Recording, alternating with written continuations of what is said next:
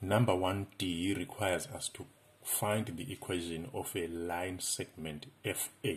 That's a concept on its own, of which we are expected to be familiar with, as we know that this is a revision grade 11 work.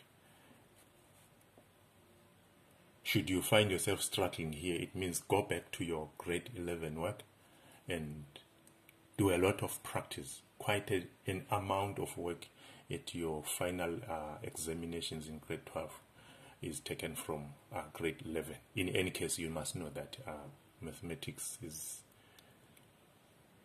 a subject of building blocks. You don't learn something and throw it away.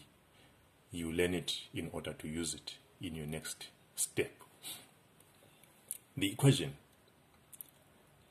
or the formula or approach for finding the equation of a straight line, especially when you are given a point through which the line passes and its gradient, it's going to be given by this formula.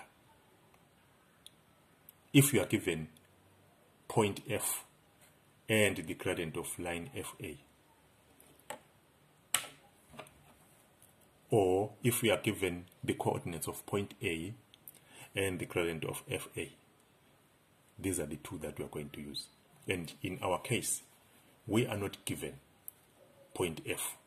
However, we know the coordinates of point A. What we are given is that FA is parallel to BC.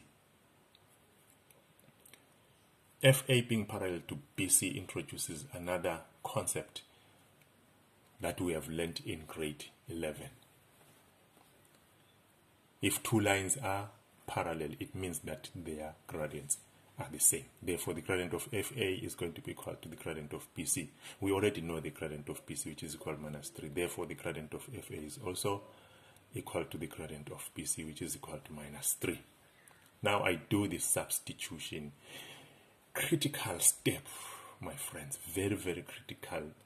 Most of you lose marks and get wrong answers at the step of substitution. Make sure when you substitute, our advice, use brackets at all instances.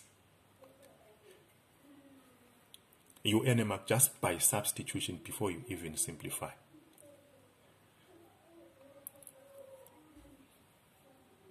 Y minus the y coordinate of A, this is my y coordinate of A, which is -3, there you are, is equal to the gradient of FA, which is -3,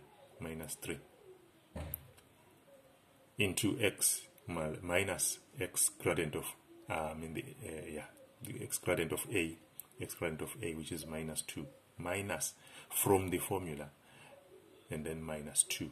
Put that in brackets. Your calculator straight from here can do the calculation, but in this case we have to simplify step by step because this is an equation. A minus and a minus gives me plus, and the minus and the minus give me a positive. And then I distribute my -3 into the bracket. What am I going to have? In this case, I've already transposed by additive inverse there to the right hand side. This is my -3, which was positive this side. So the final answer, y is equal to -3x minus 9. -3x minus 9. It's always prudent, it's always clever for you to look at the final answer and relate it back to the question. If you look at the line FA, definitely it has got a negative gradient. Here is my -3. Through the eye of your mind, where is it going to intersect the y-axis?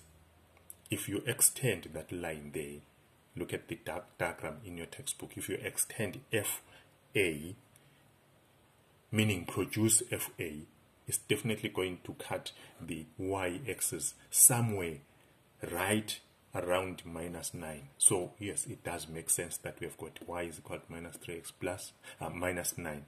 Should you have a plus here, looking at the diagram, you think the gradient is supposed to be negative, go back to the question and see where you made a mistake. Should you believe that this was supposed to be negative, yet in your answer you've got a positive, go back and check what is it that you have done wrong. We call that one reflective thinking, and you must all have that kind of approach to your mathematics.